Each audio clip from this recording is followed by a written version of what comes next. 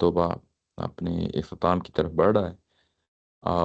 اس میں جو چیز دیکھی تھی ہم نے پچھلی دفعہ، وہ یہی پیراگراف ہے، یہیں سے آغاز ہوتا ہے، اور یہ میرا خیال چوتھا مضمون ہے جو اس اختتامیہ میں ہم نے دیکھا اور سٹارٹ کیا تھا۔ اس میں یہ بات یہ کہی جا رہی ہے کہ ما کان للنبی والذین آمنوا ان یستغفروا للمشرکین ولو کانوا اولی قربی من بعد ما تبین لهم انہم اصحاب الجحیم۔ نبی اور اس کے ماننے والوں کے لیے زیبا نہیں کہ جن مشرکین سے اعلان برات ہو چکا ہے ان کے لیے مغفرت کی دعا کریں، اگرچہ وہ ان کے رشتہ دار ہی کیوں نہ ہوں، جب کہ ان پہ کھل چکا کہ وہ دوزخ کے لوگ ہیں۔ یہ آیا کا اس کا ترجمہ ہے۔ اس میں کچھ چیزیں نوٹ کرنے والی ہیں، ظاہر ہے پچھلی دفعہ بھی ہم نے اس کو دیکھ لیا تھا۔ یہ کہ یہ نبی محترم صلی اللہ علیہ وسلم کو جو ہے نا کہا گیا کہ کوئی کام نہیں کر سکتے کہ استغفار کریں مشرکین کے لیے۔ اس سے پہلے ہم پیچھے دیکھ چکے ہیں کہ منع کر دیا گیا ہے استغفار کرنے کے لیے منافقین کے لیے۔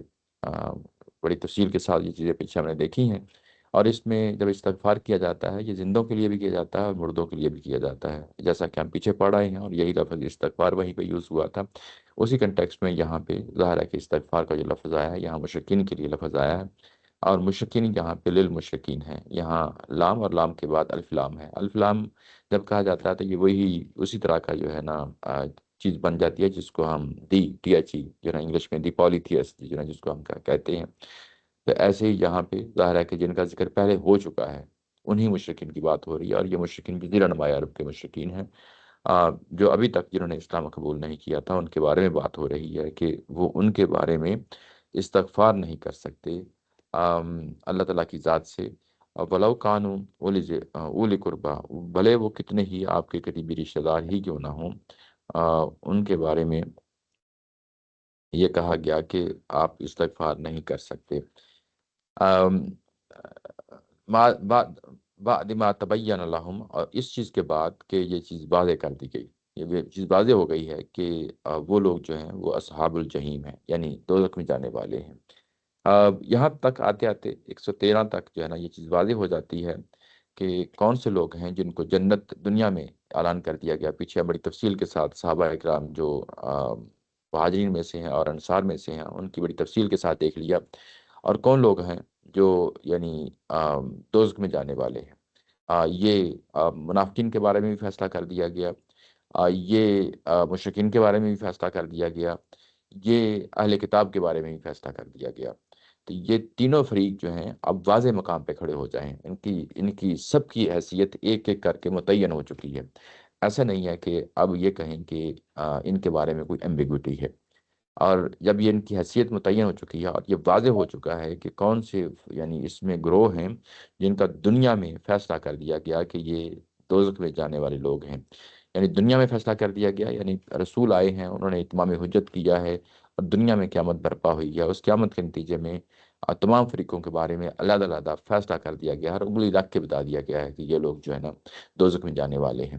پیچھے منافقین کے بارے میں انگلی رکھ کے بتا دیا گیا، اور یہاں پہ اب مشرکین کے بارے میں انگلی رکھ کے بتا دیا کہ یہ لوگ جو ہے نا دوزخ میں جانے والے ہیں، یعنی جن کا دنیا کے اندر جو ہے نا فیصلہ سنا دیا گیا۔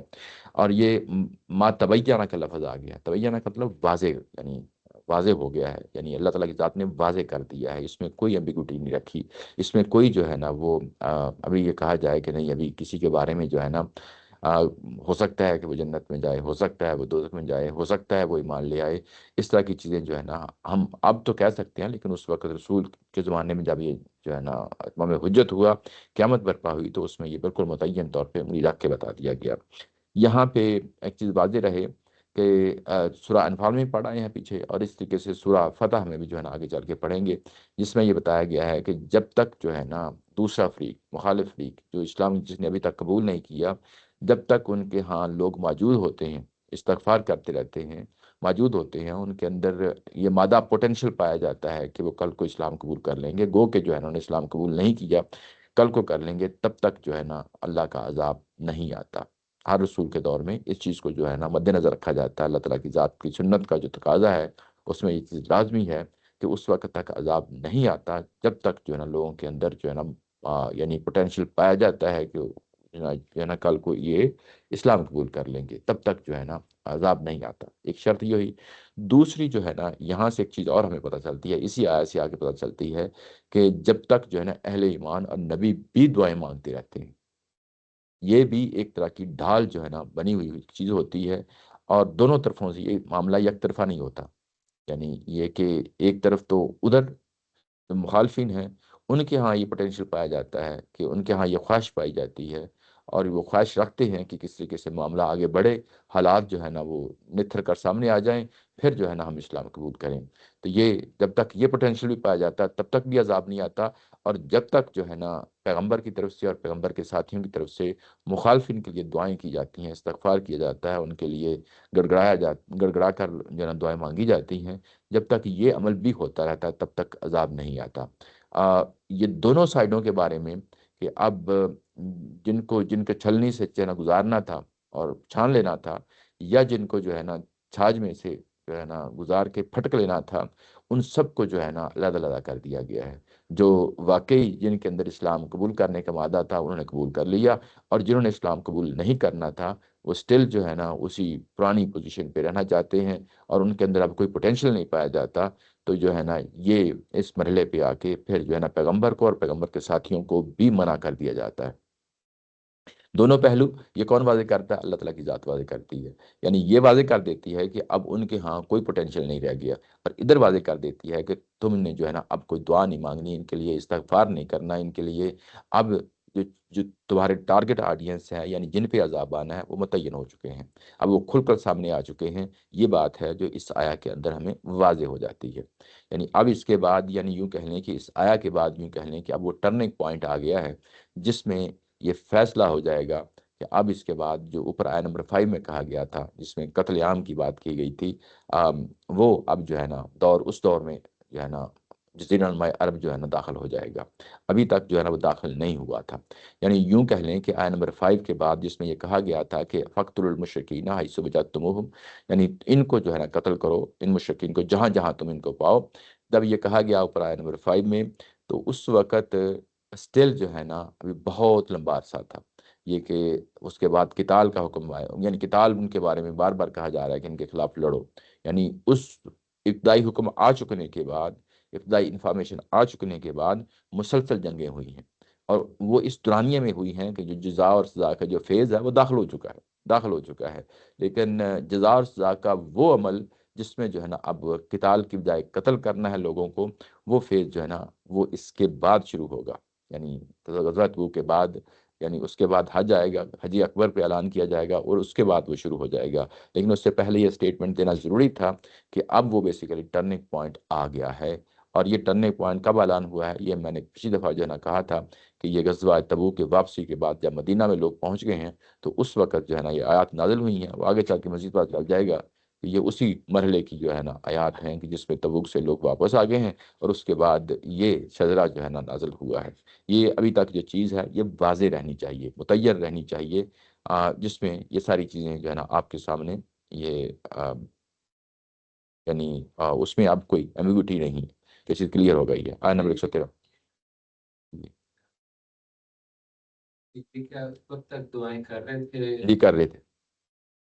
تو وقت سے روکا گیا کیونکہ جب شروع میں اعلان برات ہوا، شروع کی آیت جی جی جی یہ آیت اس سورہ کی، جی جی تو اس کے بعد ہی میرا خیال ہے کہ رسول کو تو پتہ ہی ہوتا ہے کہ جی اس میں ایک اور پوائنٹ ہے، وہ میں آگے چل کے بھی بیان کرنا تھا، لیکن چلے میں پہلے کر دیتا ہوں۔ یعنی کس مرحلے پہ کیا کرنا ہے، ہو سکتا ہے کہ رسول کو معلوم ہو سکتا ہے نہ ہو، لیکن وہ ہمیشہ اللہ تعالیٰ کی ذات کے جو ہے نا انتظار میں رہتے ہیں کہ اب وہ جو فیز، وہ والی فیز ہے وہ ہمیں بتایا جائے گا تو پھر ہم اس میں داخل ہوں گے۔ لیکن اس کو ہم اس طرح سے کیوں لے لیتے ہیں؟ کیونکہ ہم نے پچھلی سورہ میں پڑھا تھا ماں کان کی ایک آیت، جی جی اس میں بھی ہم نے اس کو دوسرے اینگل سے کیا تھا جی جی کہ ان پہ کوئی الزام لگا رہا ہو یا ان سے کوئی کہہ رہا ہو کہ دعا کریں، اور پھر اس طرح کی آیت ہے ان کو ذبح ہی نہیں دیتا کہ اس طرح کی، تو ہم اس کو اس طرح سے کیوں نہیں دیتے؟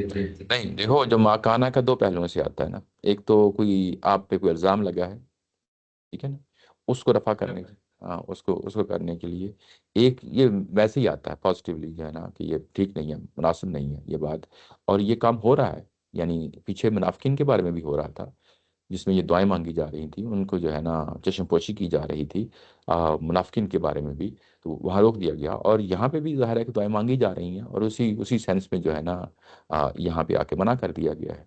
یہ چیزیں آگے جا کے مزید کھل جائیں گی، جس میں کہا نا کہ کیونکہ میں اس کے لیے دیکھ رہا ہوں کہ ہو سکتا ہے کہ کچھ لوگ ان سے دعا کرنے کا کہہ رہے ہو تو وہ کہہ رہے ہو مشرکین کے لیے ہم دعا نہیں کریں نہیں نہیں، ایسا نہیں، گے، ایسا نہیں ہے، کیونکہ اس میں کوئی ایسا انڈیکیشن نہیں ہے، ٹھیک ہے نا، کیونکہ وہ کیونکہ زیبا نہیں دیتا کہ بات ایسے آ رہی ہے جیسے منع کرنے کے لیے کہیں گے نا کہ اب ان کے لیے دعا نہ کریں، جی کہ جی، یہ جو اسلوب ہے کہ زیبا نہیں دیتا تو اس کا کیا مقصد ہے اس اسلوب کو؟ وہ جو یہ پہلو ہے نا، نبی رسول اللہ کو زیبا نہیں کہ جن مشرکین سے اللہ نے برات ہو چکا ہے ان کے لیے مغفرت کی دعا کریں، یہ چیز جو ہے نا ذہن میں رکھیں، اور آگے جو ہے نا دونوں چیزیں ملا کے پھر وہ کلیئر ہو جاتا ہے۔ اچھا، اگرچہ وہ ان کے رشتہ دار ہی کیوں نہ ہوں، یعنی یہ بھی بڑا امپورٹنٹ پوائنٹ ہے۔ اب رشتہ دار کا جب یہ بات کہی جاتی ہے تو یہ امپورٹنٹ اس لیے ہو جاتی ہے کہ اب یہاں پہ غیرت اور حمیت کا مسئلہ آ گیا ہے، غیرت اور حمیت کا مسئلہ آ گیا ہے، یعنی یہ کہ یہ واضح کر دیا گیا، اللہ تعالیٰ کی ذات نے روک دیا، اور اس میں ہو سکتا ہے کہ آپ کے قریبی اعزاء اور اقربا ہوں، ماں باپ ہوں، بہن بھائی ہوں، یہ سارے دائرے اس میں شامل ہیں، یا آپ کے دوست ہوں، موالی ہوں، یعنی پورا حلقہ جو آپ کا ہے اس میں قریبی سارے اس میں شامل ہیں۔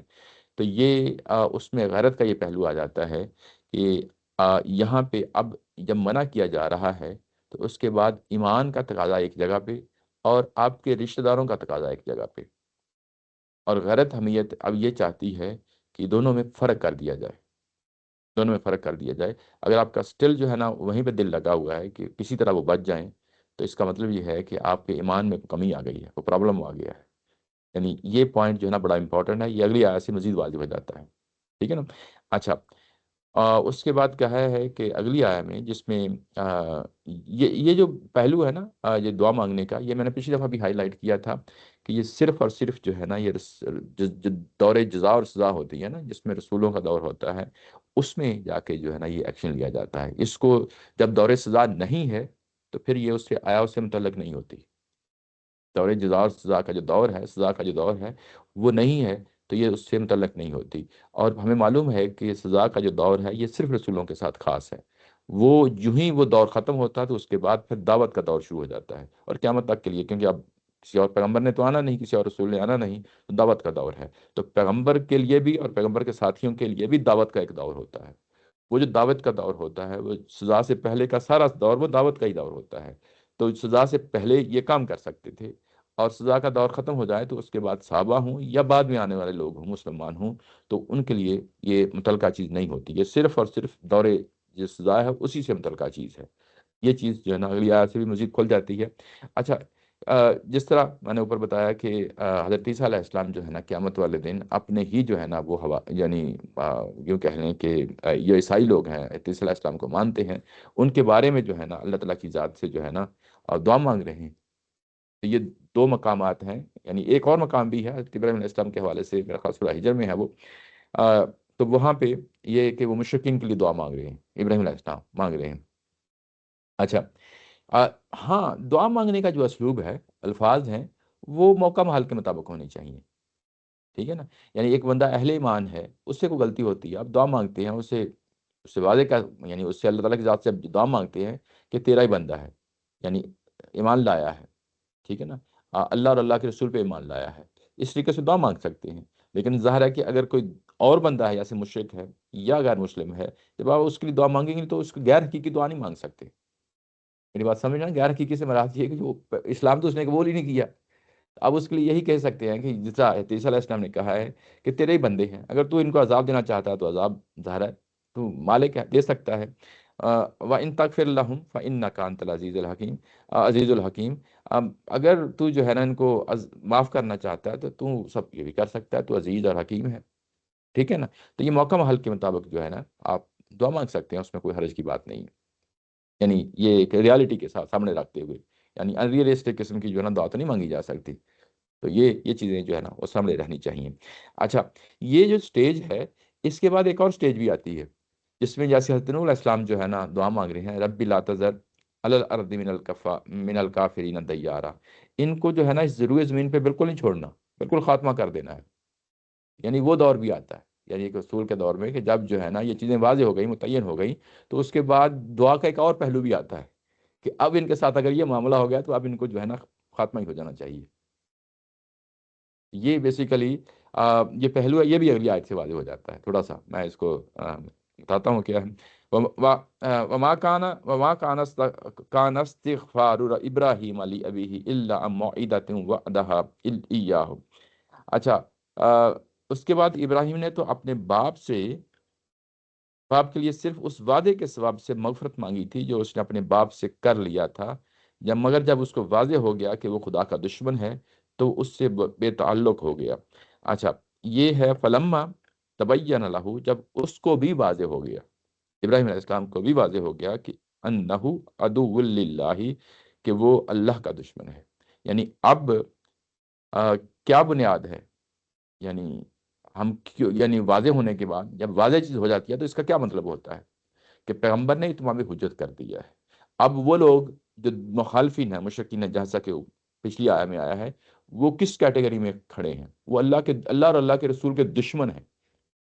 یعنی وہ وجہ کیا بنی ہے کہ انہوں نے اللہ اور اللہ کے رسول کی دعوت کو جو ہے نا جٹلا دیا ہے، انکار کر دیا ہے، اور وہ اس جگہ پہ کھڑے ہو گئے ہیں کہ جس جگہ پہ اب وہ کبھی بھی قبول نہیں کر سکتے اس دعوت کو.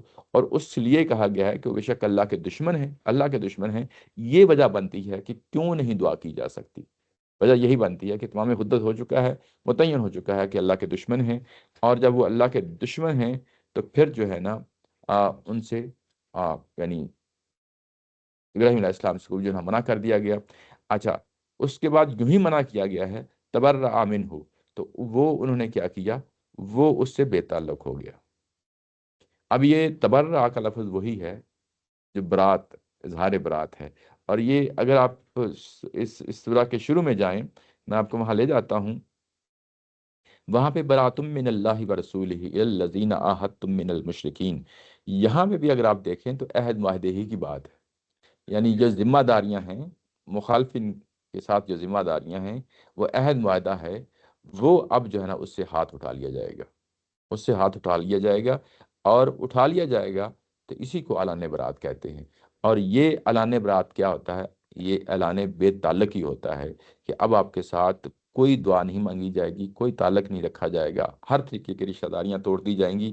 اور جب یہ سب کچھ ہو جائے گا تو وہ اسٹیج آتی ہے جس میں پھر آ کے یہ لوگ اللہ کے دشمن قرار پاتے ہیں، اس لیے کہ اتمام حجت ہو چکا ہے.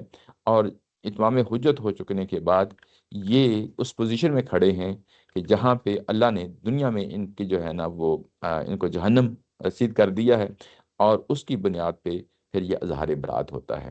تو یہاں پہ ایک انفرادی سطح پہ جو عہد معاہدہ تھا، اللہ نے بتایا کہ وہ بھی عہد معاہدہ تھا، ابراہیم علیہ السلام اور اپنے والد کے درمیان عہد معاہدہ تھا.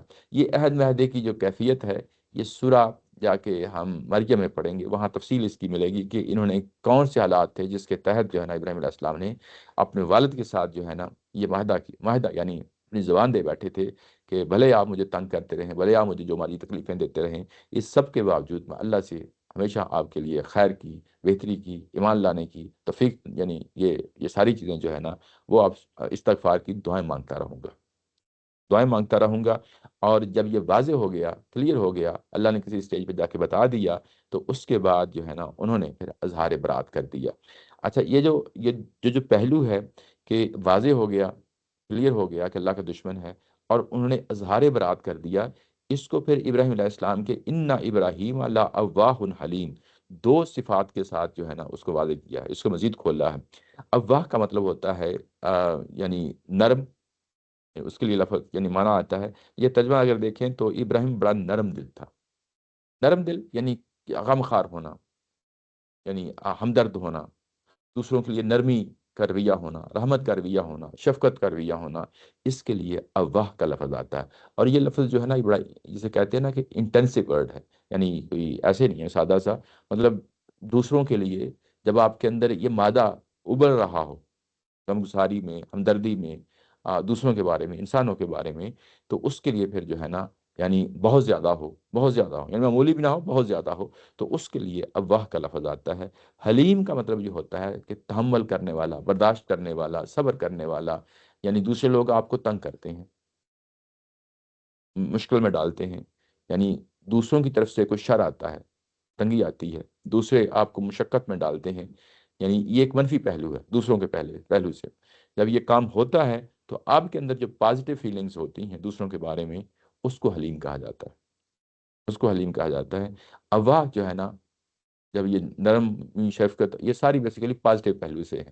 قطع نظر اس سے کہ دوسرے نے کیا کیا کیا نہیں کیا، تو آپ ہمیشہ دوسروں کے ساتھ نرمی کا رویہ رکھتے ہیں. تو یہ دو چیزوں کو سامنے رکھ کے جو ہے نا ڈیفائن کیا ہے کہ ابراہیم علیہ السلام کا جو بائی ڈیفالٹ ان کا مزاج تھا وہ یہی تھا. بائی ڈیفالٹ ان کا مزاج تھا. یہ لانے کا کیا مقصد ہے، بتانے کا کیا مقصد ہے؟ مطلب یہ ہے کہ ہر شخص کو ایسے ہی ہونا چاہیے.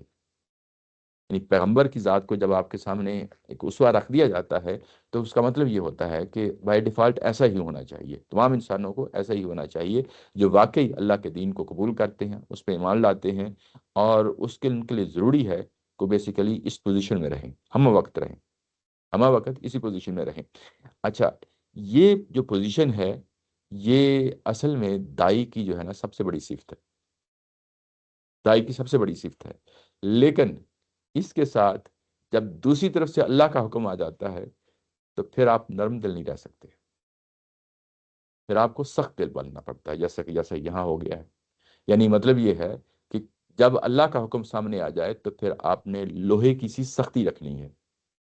خواہ وہ شریعت پہ عمل پیرا ہونا ہے، خواہ جو ہے نا کوئی بھی ایکس وائی زیڈ جو اللہ کا حکم ہے کسی بھی نوعیت کا ہو. یہاں پہ تو ظاہر ہے کہ تمام حجت کے بعد جو برات کا اظہار برات کی بات کر رہا ہوں، میں عمومی بات کر رہا ہوں کہ کوئی بھی شریعت کا حکم سامنے آ جاتا ہے تو اس پہ عمل پیرا ہونے میں آپ کے اندر پہاڑ جیسا جذبہ ہونا چاہیے، یعنی مضبوطی ہونی چاہیے.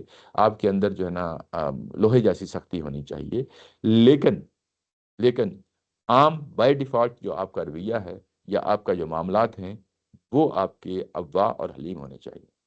کی یہ سب سے بڑی خوبی ہے، اور یہی توازن جو ہے نا بڑا ضروری ہے. یہ توازن بڑا ضروری ہے. اچھا، یہ جو کام کیا ابراہیم علیہ السلام نے، میں آپ کا بات بتاؤں کہ ابھی جو آپ نے پہلے سوال کیا تھا اب اس کو تھوڑا سا لنک کرنے لگا ہوں. ابھی جو ابراہیم علیہ السلام کے بارے میں کہا گیا کہ وہ انتہائی نرم دل اور تحمل کرنے والے، برداشت کرنے والے جو ہے نا شخصیت تھے. یہی بائی ڈیفالٹ جو ہے نا صحابہ کرام کا اور نبی محترم صلی اللہ علیہ وسلم کا جو ہے نا رویہ رہا. اب میں آپ کو ریلیٹ کر کے بتاتا ہوں. پہلے ہم چاہتے ہیں اس آیا نمبر 80 میں جاتے ہیں. 80 میں جا کے دیکھتے ہیں، وہاں پہ یہ کہا گیا کہ استغفر لہم او لا تستغفر لہم ان تستغفر لہم 70 مرۃ فلن یغفر اللہ لہم ذالک بانہم کفروا باللہ ورسولہ. آپ 70 مرتبہ بھی جو ہے نا استغفار کریں، بھلے پھر آپ ان کے لیے استغفار کریں یا نہ کریں، بھلے 70 مرتبہ جو ہے نا استغفار کر لیں، اللہ تعالیٰ کی ذات جو ہے نا ان کو معاف کرنے والی نہیں ہے. اس کا مطلب کیا ہے؟ اس کا مطلب یہ ہے کہ اصل میں آپ صلی اللہ علیہ وسلم استغفار کرتے تھے اور بہت زیادہ کرتے تھے. جب یہ اس آیت پہ ہم پڑھ رہے تھے تو اس وقت بھی ہمیں یہی، میں نے اس کو ہائی لائٹ کیا تھا کہ آپ نبی محترم صلی اللہ علیہ وسلم جو ہے نا یہ کام کرتے تھے. اور جب کرتے تھے تو ان کی اس جو آ، جو فریکوینسی ہے، یعنی بہت زیادہ تعداد میں کرنا، یہ عمل کرنا، اس کو یہاں پہ روک دیا گیا ہے. روک دیا گیا ہے. جب یہ روک دیا گیا ہے تو اس کے بعد یہ سوچا بھی نہیں جا سکتا کہ پیغمبر رحمت جو ہے نا وہ اب کسی کے لیے استغفار کریں گے. اس واضح ہو گئی نا. یہ ہمیں کہاں سے پتا چلا؟ یعنی آگے حضرت ابراہیم علیہ السلام سے بھی یہ چیز واضح ہو گئی، متعین ہو گئی کہ وہ بیسیکلی جب یہ حکم آ جاتا ہے تو اس کے بعد لوہے کی سی سختی ہوتی ہے، یعنی اس پہ عمل پیرا ہونے کے لیے پھر اس پہ کوئی کمپرومائز نہیں ہوتا. اب یہاں پہ کر دیا گیا ہے سو کر دیا گیا ہے. اچھا، اس کے بعد میں آپ کو ایک اور مقام سے اس کی اگزامپل دیتا ہوں. آیت نمبر 96 میں ہے. 96 میں یہ کہا گیا ہے کہ یہ منافقین جائیں گے، آپ جب واپس مدینہ میں جائیں گے تو یہ قسمیں کھائیں گے، آپ کو راضی کرنے کی کوشش کریں گے. اور اس کے بعد صحابہ کرام سے کہا گیا کہ یحلفون لکم لترضوا عنہم، وہ منافقین کوشش کریں گے آپ کو راضی کرنے کی. فَإِن تَرْضَوْا عَنْهُ فَإِنَّ اللَّهَ لَا يَرْضَىٰ عَنِ الْقَوْمِ الْفَاسِقِينَ. اور بھلے تم لوگ جو ہے نا ان سے راضی ہو بھی جائیں، جو کچھ کہہ رہے ہیں، لیکن اللہ تعالیٰ کی ذات جو ہے نا وہ راضی نہیں ہوگی، ان سے خوش نہیں ہوگی، بھلے تم خوش بھی ہو جاؤ. اس کا مطلب یہ ہے کہ بنیادی طور پہ صحابہ کا بھی یہی عمل تھا، صحابہ اکرام کا بھی یہی عمل تھا. یعنی یوں کہہ لیں کہ ابراہیم علیہ السلام کو ایک یعنی اسوہ کے طور پہ جو ہے نا چیز پیش کی گئی. اس کے بعد ہم نے کمپیریزن کیا اور آخری نبی محترم صلی اللہ علیہ وسلم کا بھی وہی رویہ پایا. اور صحابہ اکرام کا بھی وہی رویہ پایا۔ تو اس کا مطلب یہ ہے کہ یہ کام وہ کرتے تھے، خواہ وہ منافقین ہوں خواہ وہ مشرکین ہوں۔ تھوڑی سی کلیئر ہوئی نا، یعنی اس پہلو اس سے؟ پہ سوال یہ تھا کہ یہ جب منع ہو گیا ہے، پہلی آیت برات کا وہ ہو گیا تھا، جی جی تو اب یہ کیوں منع کیا جا رہا ہے؟ کیونکہ وہ تو وہ ڈوب چکے ہوں گے آلریڈی، جی جی۔ یا تو کوئی یہ کہہ یہ رہا ہے دیکھیں کہ پھر آپ دعا کر دیں ہمارے لیے، یا ان کے لیے دعا کر دیں، کوئی کہہ رہا ہے تو جس کی وجہ سے پھر ان پہ آ رہا ہے کہ نہیں یہ نہیں کریں گے۔ اچھا، یہ تو ہمیں معلوم ہے کہ آ، یہ دورے جو ہے نا سزا میں داخل ہو گئے ہیں جو شروع سے، آیت شروع شروع سے، کی ٹھیک ہے نا؟ اچھا، اس کے بعد یہ جو دور سزا ہے، یہ تو معلوم تھا کہ یہ معاملہ منافقین کے بارے میں بھی کچھ ہوگا، اور وہاں پہ اللہ تعالیٰ کی ذات یہ کہہ رہی ہے کہ آیت نمبر پیچھے 40 میں یہ کہہ رہی ہے کہ آپ نے ان کو کیوں اجازت دے دی؟ تو یہ تو انڈرسٹوڈ سی بات تھی کہ ان پہ کچھ نہ کچھ سختی تو ہونی چاہیے، لیکن آپ صلی اللہ علیہ وسلم نے اپنی روٹین کے مطابق کام کیا ہے۔ وجہ یہ ہے کہ یہ کئی مقامات پہ جو ہے نا پیچھے بتایا جا چکا ہے، اور آگے بھی ظاہر ہے یہ چیز مقامات آئیں گے جس میں نبی محترم صلی اللہ علیہ وسلم کو اس چیز سے منع کیا گیا ہے کہ آپ نے دور سزا کی کوئی بھی چیز اپنے ہاتھ میں نہیں لینی۔ اور اس کی اگزامپل سورہ حضرت یونس علیہ السلام سے کمپیریزن کرتے ہوئے یہ بات کہی گئی ہے کہ جس طرح انہوں نے جلد بازی سے کام لیا اور اس کا پھر نتیجہ بھی بھگتا، وہ کام آپ نے نہیں کرنا۔ تو مطلب یہ ہے کہ یہ جو سٹیج ہوتی ہے سزا کی، اس میں کوئی بھی ایکشن اس کی جزیات کا، ایک تو ہوتا ہے نا کہ عمومی بات کہی گئی ہے، تو جو آیات شروع کی یہ آیات ہیں وہ عمومی پہلو سے ہیں، لیکن کیا وہ ایک ایک فرد سے کیسے متعلق ہوں گی، وہ تو آخر جو وقت آگے گزرے گا تو جو ہے نوازے ہوتا چلا جائے گا، چیز واضح ہو جائے گی نا۔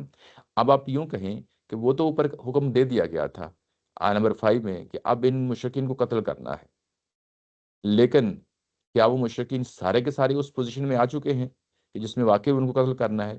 وہ تو حج اکبر کے بعد ہی ہوگا نا، وہ تو ڈیٹ بھی دے دی گئی۔ اچھا، اب آ کے دوبارہ جو ہے نا یہاں پہ آ کے پھر اس کو ری انسٹیٹ کیا جائے گا، اس حکم کو دوبارہ دیا جائے گا، آگے چل کے جو ہے نا واضح ہو جائے گا۔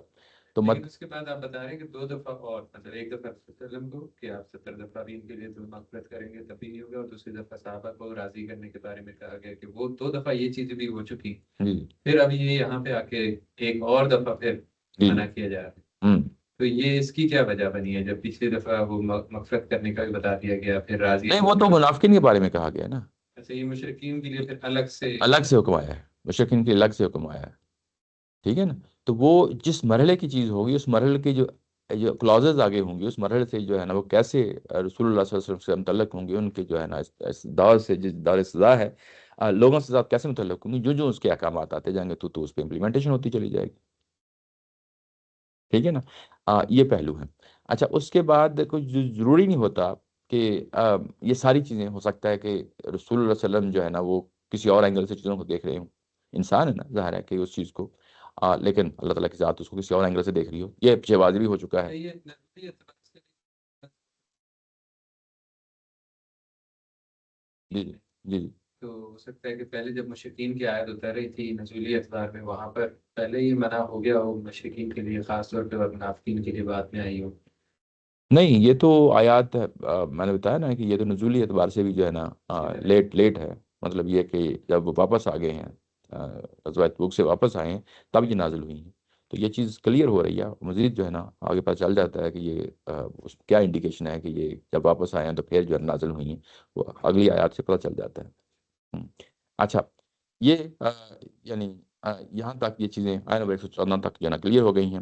اچھا، اس کے بعد کہا گیا کہ وما کان اللہ لیضل قوما بعد اذ ہداہم حتی یبین لہم ما یتقون۔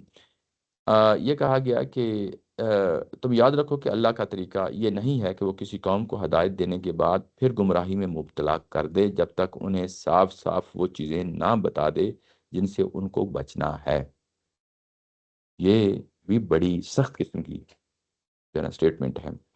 مطلب یہ ہے کہ اللہ تعالیٰ کی ذات جو ہے نا وہ تمہیں گمراہی میں مبتلا نہیں کرنا چاہتی۔ یہ جو اوپر 2 اسٹیٹمنٹس آئی ہیں، یہ واضح کر دینے کے لیے آئی ہیں، کیونکہ اس کے نتیجے میں تم فطرے میں مبتلا ہو سکتے تھے، فتنے میں مبتلا ہو سکتے تھے۔ یہ کہا نا پیچھے کہ قریبی رشتہ دار ہی کیوں نہ ہوں، تو قریبی رشتہ داروں کے حوالے سے انسان کے اندر ایک احساسات، جذبات پائے جاتے ہیں، نرمی کے پائے جاتے ہیں، یہ قدرتی بات ہے، فطرتی بات ہے، پائے جاتے ہیں، اور اس کا آپ کا ایمان جو ہے نا وہ کمپرومائز ہو سکتا ہے۔ تو اللہ تعالیٰ کی ذات جو ہے نا، جو ایمان کمپرومائز ہونا اس کو گمراہی کی بات کہی جا رہی ہے۔ تو یعنی اس مرحلے میں میں یہ نہیں چاہتا کہ آپ لوگوں کا جو ہے نا ایمان ڈگمگا جائے اور تم گمراہ ہو جاؤ۔ میں پہلے اس کے بارے میں متعین کر کے بتا دینا چاہتا ہوں، متعین کر کے بتا دینا چاہتا ہوں کہ وہ چیزیں جن کے تم سے بچنا ہے ان سے بچو، جن سے بچنا ہے ان سے بچو۔ تو یعنی ایک طرح کی یہ دھمکی بھی ہے، یہ والی چیز جو ہے، اور یہ چیز کلیئر کر رہی ہے کہ یہ معاملہ کس نوعیت کا ہے، کہ اللہ تعالیٰ کی ذات یہ بتا رہی ہے کہ اب میں نے آپ کو واضح کر دیا ہے، اور یہ واضح کرنے کا مقصد یہ تھا کہ آپ نے ان سے بچنا ہے۔ اگر نہیں بچتے اور کمپرومائز کر جاتے ہیں تو اس کا مطلب یہ ہے کہ پھر اس کا یعنی پھر میری طرف سے بھی کوئی ایکشن ہوگا، میری طرف سے بھی کوئی ایکشن ہوگا، اور وہ جو ایکشن ہوگا وہ اگلی آیت میں کھولا ہے، یہ کہا ہے کہ ان اللہ بکل شیء علیم۔ یہ علیم کا ہونے کا جو ہے نا یہاں پہ پہلو نمایاں کیا گیا ہے کہ اللہ تعالیٰ کی ذات ہر چیز کو جانتی ہے، کس قدم پہ کون سا سٹیپ لینا ہے اس نے اپنی جو ہے نا سنت کے مطابق آپ کو بتا دیا ہے۔ اپنے علیم ہونے کے ناطے سے یہ چیز کلیئر کر دی ہے کہ آپ کے یہ کمپرومائز ہو سکتا ہے، آپ کا ایمان کمپرومائز ہو سکتا ہے اس مرحلے پہ۔ جب یہ کمپرومائز ہو سکتا ہے تو میں نے علیم ہونے کے ناطے سے آپ کو بتا دیا ہے۔ اب آپ کا کام یہ ہے کہ آپ نے گمراہ نہیں ہونا، اب آپ نے قدم آپ کے نہیں ڈگمگانے۔ مطلب یہ ہے کہ اس حکم کے ساتھ اب آپ نے لوہے جیسا سلوک کرنا ہے، آپ کا دل نرم نہیں ہونا چاہیے۔ وہ کہ بائی ڈیفالٹ ابراہیم علیہ السلام کا بھی تھا اور آپ کا بھی تھا، صحابہ کرام تک تھا، نبی محترم صلی اللہ علیہ وسلم کا بھی تھا، لیکن اب آپ نے جو ہے نا وہ کام نہیں کرنا۔ میں نے اپنے علم کی بنیاد پہ یہ فیصلہ سنا دیا ہے، اور یہ فیصلہ میں نے اس نے سنایا کہ تم اس چیز سے جو ہے نا یعنی آگاہ رہو، آگاہ رہو، اور اس چیز کے بارے میں جس چیز سے بچنا ہے وہ بچو، بچو، یہ واضح کر دیا ہے۔ اس کے بعد اللہ تعالیٰ کی ذات نے اس کو اسی حد تک نہیں رکھا، بلکہ مزید کھولا ہے اسی بات کو کہ ان اللہ لہ ملک السماوات والارض۔ میرا جو یعنی اب اللہ تعالیٰ کی ذات کا جو پہلو ہے، میرے زمین و آسمان میرے ہاتھ میں ہے، پوری کائنات میرے ہاتھ میں ہے، پوری کائنات میرے ہاتھ میں ہے، میری ملکیت میں ہے، میری اختیار میں ہے۔ اور جب میری ملکیت و اختیار میں ہے تو میں ہی زندگی دیتا ہوں، میں ہی موت دیتا ہوں۔ وما لکم من دون اللہ من ولی ولا نصیر۔ اور جب میں ہی زندگی دیتا ہوں، وہی مارتا ہے، وہی زندہ کرتا ہے، اللہ کے سوا نہ تمہارا کوئی حامی ہے نہ مددگار ہے۔ یہاں پہ بہت ساری چیزوں کو کلیئر کر دیا اس آیا کے اندر۔ مطلب یہ ہے کہ یہ سب کچھ جو ہو رہا ہے، سب کچھ جو ہو رہا ہے، یعنی سزا کے دور میں جو کچھ بھی ہو رہا ہے، اس کا فیصلہ کرنے والا کون ہے؟ اللہ تعالیٰ کی ذات ہے، زمین و آسمان کا مالک ہے۔ اس کا جہاں اختیار وہاں چل رہا ہے، وہی اختیار اس وقت اس دور میں زمین پہ انسانوں پہ چل رہا ہے۔ ویسے تو ہر وقت بھی ہے نا، ہمارا ایمان تو یہی ہے کہ ہر وقت چل رہا ہے، لیکن یہ پرٹیکولر مومنٹ ہے، لمحہ ہے جس میں یہ سزا ہو رہی ہے، اس میں اس چیز کو نمایاں کرنا ضروری تھا، یعنی ایمانیت کے لحاظ سے اس کو واضح کرنا ضروری تھا۔ آگے کہا ہے یحیی و یمیت، میں ہی زندگی دیتا ہوں، میں ہی موت مارتا ہوں۔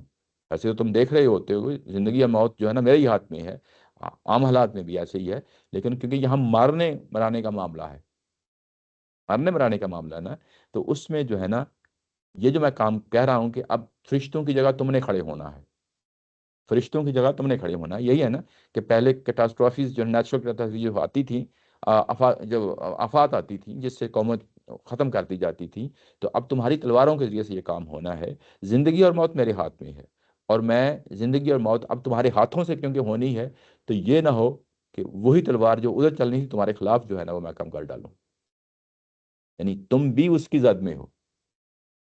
اگر یہ کام ایگزیکیوشن کا جو کام تمہیں دیا گیا ہے یہ نہیں کرو گے تو تم بھی جو ہے نا اسی کی ذات میں ہو، تمہارے ساتھ بھی وہ معاملہ ہو سکتا ہے۔ اور جب یہ ہوگا تو یاد رکھو کہ پھر اللہ کے سامنے نہ کوئی تمہارا حامی ہوگا نہ کوئی مددگار ہوگا۔ ٹھیک ہے نا، کتنی بڑی دھمکی ہے، یہ کتنی بڑی دھمکی ہے۔ اور یہ جو بات کہی گئی ہے یہاں پہ، یہ ایک طرح کی پیچھے بھی بات کہی جا چکی ہے، یہی مسلمانوں کو کہا جا رہا ہے، ریمائنڈر کیا جا رہا ہے کہ یہ جو کام کہا جا رہا ہے تمہیں مرنے مرانے کے لیے، یہ اصل میں میرا حکم ہے، اور جب میرا حکم ہے تو میں تو کائنات کا مالک ہوں، میں نے یحیی اور یمیت، میں یحیی اور یمیت ہوں، میں زندگی اور موت دیتا ہوں۔ اور زندگی اور موت میں جو کچھ سب کچھ ہو رہا ہے یہ کوئی اخلاقی پابندی نہیں ہے میرے پہ۔ جب انسان خود فیصلہ کریں گے تو اخلاقی پابندی ہوتی ہے نا، تو یہاں پہ بالکل ایسے ہے جیسے زندگی اور موت دیتا ہوں، میں زندگی اور موت دیتا ہوں، میں ان کو بھی ان کے ساتھ بھی یہی معاملہ کر رہا ہوں، اور اگر تمہارا ایمان کمپرومائز ہوا تو تم بھی جو ہے نا اسی کے تحت تم بھی آ جاؤ گے. یہ بات سمجھ لیں نا، اس میں آ جاؤ گے. آگے آیا نمبر پیچھے جو ہے نا اگر ہم دیکھتے ہیں تو آیا یہ جو ہے آیا نمبر 24 ہے، جس میں کچھ لوگ جہاد سے جی کترا رہے تھے اور کہہ رہے تھے کہ ہمیں جو ہے نا آم، یہ جیسے والدین ہیں، جیسے بیٹے ہیں، اولاد ہے، مال ہے، تجارت ہے، ان کی وجہ سے تم جو ہے نا جہاد نہیں کرنا چاہ رہے. تو پھر یاد رکھو یہ کہا گیا کہ فتربصوا حتی یاتی اللہ بامرہ. یاد رکھو کہ پھر جو ہے نا تمہارے ساتھ بھی وہی معاملہ ہوگا جو پچھلی قوموں کے ساتھ ہو چکا ہے. وہ کیا ہے؟ یعنی قدرتی آفات کے ذریعے سے ان کو میں نے ختم کر دیا ہے. اگر تم اس مرحلے پہ تم بھی جو ہے نا منہ موڑتے ہو، اس جہاد و قتال کا جو اس مرحلے پہ تمہیں جو ہے نا لڑنا ہے، اس سے منہ موڑو گے تو تمہیں بھی جو ہے نا بیسیکلی اسی طرح تمہارا معاملہ کر دیا جائے گا. تو ایگزیکٹلی وہی بات اس آیا میں جو ہے نا اللہ کی صفات کا اظہار کر کے یہ بات کہی گئی ہے 116 میں کہ ان اللہ لہ ملک السماوات والارض یحیی و یمیت وما لکم من دون اللہ من ولی ولا نصیر. یہ بات کہی گئی ہے، یعنی ایک طرح کی دھمکی دی گئی ہے. یہ پیراگراف جو ہے نا، یہ اگر آپ پورے پیراگراف کو سامنے رکھیں، پورا کنٹیکسٹ کو سامنے رکھیں، پورے جو ہے نا نظم کو سامنے رکھیں، تو یہ جو آیا ہے جس کو ہم عمومی طور پہ جنرلائز کر دیتے ہیں، یہ جنرلائز نہیں کی جا سکتی. یہ پورے پیراگراف کو سامنے رکھیں. اس کا مطلب یہ ہے کہ اگر یہ کام ہم نے نہیں کرنا، کسی غیر مسلم کی دعا نہیں مانگنی یا استغفار نہیں کرنا، تو عیسیٰ علیہ السلام کیوں کر رہے ہیں قیامت والے دن؟ یا ابراہیم علیہ السلام دنیا میں کیوں کر رہے ہیں؟ آگے جا کے سورہ ہجر میں جو میں بتایا نا کہ ہم اس کو پڑھ لیں گے، دیکھ لیں گے وہ کیوں کر رہے ہیں. یعنی اگر یہی معاملہ ہے تو یہ پھر تضاد پیدا ہو جاتا ہے، کنٹرڈکشنز پیدا ہو جاتی ہیں. تو پھر ہمیں جب ہم اس کو پورے کنٹیکسٹ میں دیکھ لیا، کنٹیکسٹ میں دیکھنے کے بعد یہ چیز سمجھ میں آ گئی، تو یہ اصل میں صرف اور صرف دور سزا سے متعلقہ چیزیں ہیں. اس کو کبھی بھی جنرلائز نہیں کرنا چاہیے. یہ تو اس آیت میں خود موجود ہے، جبکہ ان پر کھل چکا کہ دوزخ کے لوگ ہیں. یہ کھلنے کا معاملہ جو ہے یہ تو اللہ ہی کر سکتا ہے، بتا سکتا ہے ہم اس کے بغیر تو ہو نہیں سکتا. تو یہ تو اس میں خود موجود ہے آیت میں کہ آپ اس پہ جنرلائز نہیں نہیں کر کریں سکتے. اور آگے جو ہے نا ابراہیم علیہ السلام کے بارے میں بھی یہی ہے، کہ ان پہ کھل چکی تھی. بات کھل گئی، بتا دی اللہ تعالیٰ نے کیونکہ اللہ نے بتا دیا ہے. تو پھر اس کے بعد جب اللہ نے بتا دیا ہے تو پھر تو میں اچھا اس میں ایک اور بات ہے، یہ قیامت والے دن بھی یہی صورتحال ہونی ہے. یعنی جب تک فیصلہ نہیں ہوگا نا تو رشتہ دار آپس میں ملیں گے، بہن بھائی آپس میں ملیں گے.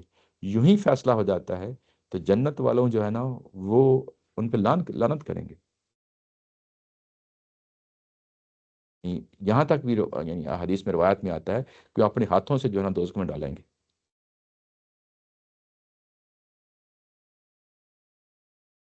یعنی یوں سمجھ لیں کہ وہ جو کل بڑی قیامت میں جو کچھ ہونا دنیا میں بھی یہی ہو رہا ہے.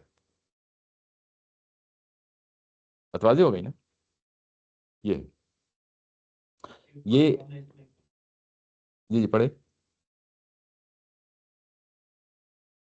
اس شخص کے بارے میں یہ یقین ہو کہ اس کی موت کفر پہ ہوئی ہے، اس کے لیے مغفرت کی دعا جائز نہیں. ہاں ہم دیکھیں وہ یقین کیسے ہوگا؟ یقین کیسے ہوگا؟ اس شخص کو خود تو یقین ہو سکتا ہے، لیکن اس کو پھر بھی اس یقین کے لیول پہ نہیں لا سکتے جو اللہ ہمیں جی ڈائریکٹ بتا. ہمیں تو یہ یقین کی یہ بات ہے نا.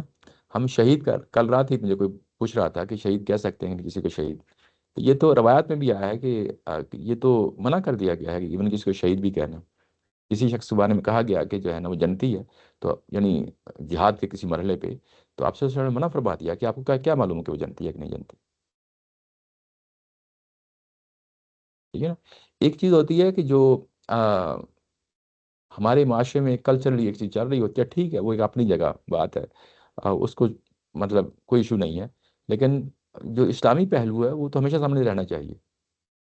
ہم کسی کے بارے میں اچھی یعنی نیک تمناؤں کا اظہار کرتے ہیں، کہتے ہیں کہ چلیں اللہ کے راستے میں شہید ہو گیا، مطلب یہ ہے کہ اس کو جنت مل جائے گی. یہ ہماری ایک طرح کی دعا ہے، ٹھیک ہے مان لیا.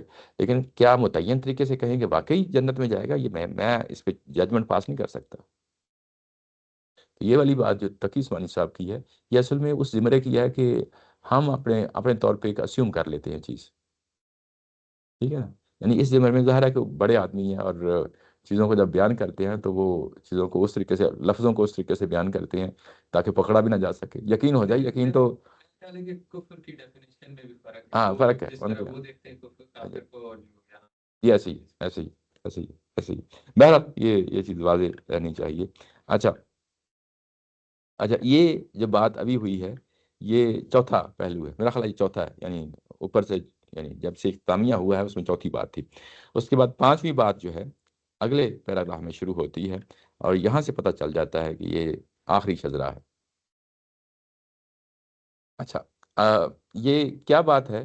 یہ کہا گیا کہ لقد تاب اللہ علی النبی والمہاجرین والانصار الذین اتبعوه فی ساعة العسرة من بعد ما کاد یزیغ قلوب فریق منہم ثم تاب علیہم انہ بہم رؤوف الرحیم۔ اللہ نے نبی پر اور نبی کے ساتھی ان مہاجرین و انصار پر رحمت کی نظر کی جنہوں نے تنگی کے وقت میں نبی کا ساتھ دیا، اس کے بعد کہ ان میں سے بعض کے دل کجی کی طرف مائل ہو چکے تھے، پھر اللہ نے ان پر رحمت کی نظر کی۔ حقیقت یہ ہے کہ ان پر بڑا مہربان اور بڑا رحم فرمانے والا ہے۔ یہ اس یعنی آیا کا ترجمہ ہے۔ یہاں پہ یہ کہا گیا ہے کہ لقد تاب اللہ، تابہ کا لفظ استعمال ہوا ہے۔ تابہ کا مطلب وہی ہے جس کو ہم توبہ کہتے ہیں، توبہ کرنا، یعنی رجوع کرنا، لفظی معنی رجوع کرنا ہوتا ہے، توبہ کرنا ہم جو ہے نا ٹیکنیکل ٹرم میں یوز کر لیتے ہیں۔ یہ لفظ جب انسانوں کے لیے استعمال ہوتا ہے تو اس کا مطلب یہ ہوتا ہے کہ آپ نے بنیادی طور پہ اللہ سے توبہ کی درخواست کی ہے، اس کے لیے لفظ توبہ یعنی تابہ کا آتا ہے۔ لیکن یہ لفظ جب اللہ سے متعلق ہو کے آتا ہے تو اس کا بالکل اپوزٹ میننگ ہوتا ہے۔ مطلب یہ ہے کہ اب اللہ نے اس کا جواب دینا ہے۔ جب میں اللہ کو اپروچ کرتا ہوں تو میں وہی لفظ استعمال کرتے ہوئے تو میں اصل میں سائل ہوتا ہوں، اور اس کا اپوزٹ کیا ہے؟ رسپانس ہوتا ہے نا، تو وہ رسپانس اللہ نے دینا ہے، تو اس کے لیے بھی یہی لفظ استعمال ہو جاتا ہے۔ جب اس کے بعد اللہ آ جاتا ہے نا پریپوزیشن، جس طرح انگلش میں ہوتا ہے نا کہ ٹو گیو، اس کا میننگ کچھ اور ہوتا ہے، to give in, to give up, اس کا میننگ کچھ اور ہو جاتا ہے۔ تو ایسے ہی جب تابہ کے بعد اللہ آتا ہے تو اس کا مطلب یہ ہوتا ہے کہ نظر عنایت کرنا، یعنی رحمت کا معاملہ کرنا۔ تو یہ جب اس طریقے سے لفظ آتا ہے تابہ اور اس کے بعد اللہ آ جائے، اس کا مطلب یہ ہے کہ وہ گارنٹی ہوتی ہے کہ معاف کر دیا گیا، یعنی اس چیز کی گارنٹی ہوتی ہے کہ یہ معاف کر دیا گیا ہے۔ اچھا یہ بات واضح ہو گئی پہلے۔ اس کے بعد نبی، مہاجرین اور انصار تینوں کو لیا ہے، تینوں کو معاف کر دیا ہے۔ نبی صلی اللہ علیہ وسلم سے کیا خطا ہوئی کہ جو یہاں پہ معاف کرنے کی بات ہو رہی ہے؟ یہ اصل میں حوالہ ہے آیت نمبر 43 کا، یہ اصل میں حوالہ ہے آیت نمبر 43 کا، میں آپ کو وہاں پہ لے جاتا ہوں۔ تبوک کے مطلب اف اللہ ان کا لما آزنتا، وہاں پہ بھی افا کا لفظ آیا ہے، اللہ نے تم کو معاف کر دیا۔ لما آزنتا، آپ نے ان کو کیوں حکم دیا، اجازت دی، حتیٰ یتبین لک الذین صدقوا وتعلم الکاذبین، یہاں تک کہ یہ وہ مرحلہ تھا جس میں یہ واضح ہو جاتا کہ کھل جاتا کہ کون سچا اور کون جھوٹا ہے۔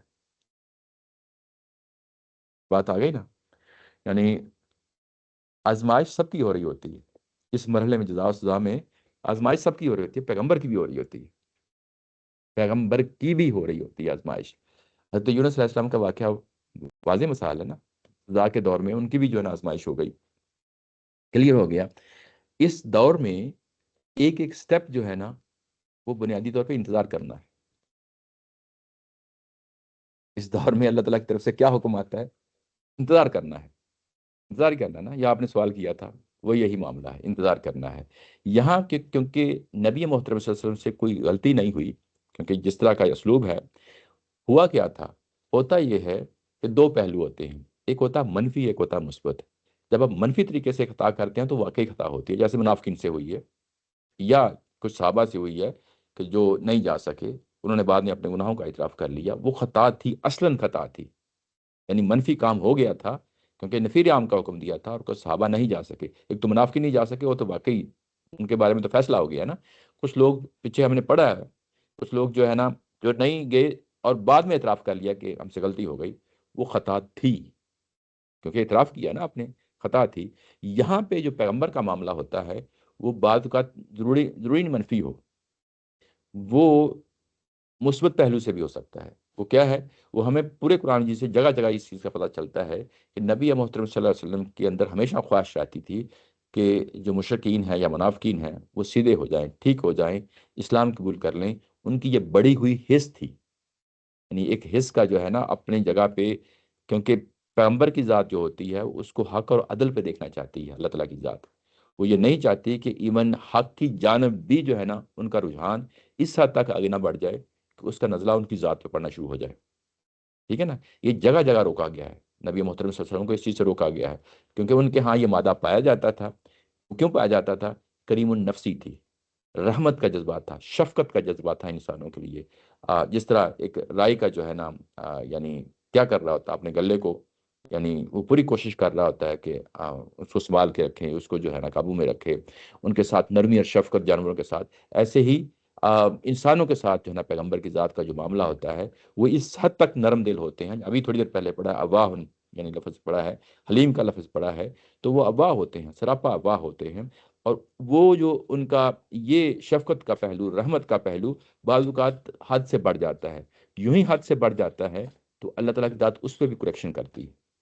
تو یہ وہ پہلو ہے جس کو یہاں پہ پیغمبر کا نام لے کے جو ہے نا یہ بات کہی گئی ہے کہ یہ آیہ نمبر 117 میں کتاب اللہ علی النبی، نبی کو بھی معاف کر دی ہے. چیز واضح ہو گئی نا. اب آپ دیکھیں کہ یہ کس حد تک جو ہے نا سزا کے دور کے اندر چیزوں کو باندھ کے رکھا جاتا ہے.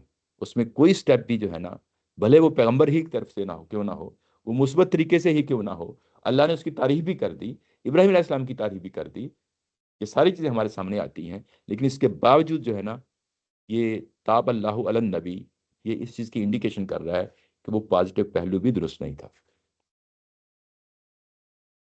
نرمی کا پہلو تھا، وہ بھی اللہ تعالیٰ کی ذات نے اس کو اس میں شامل رکھا ہے.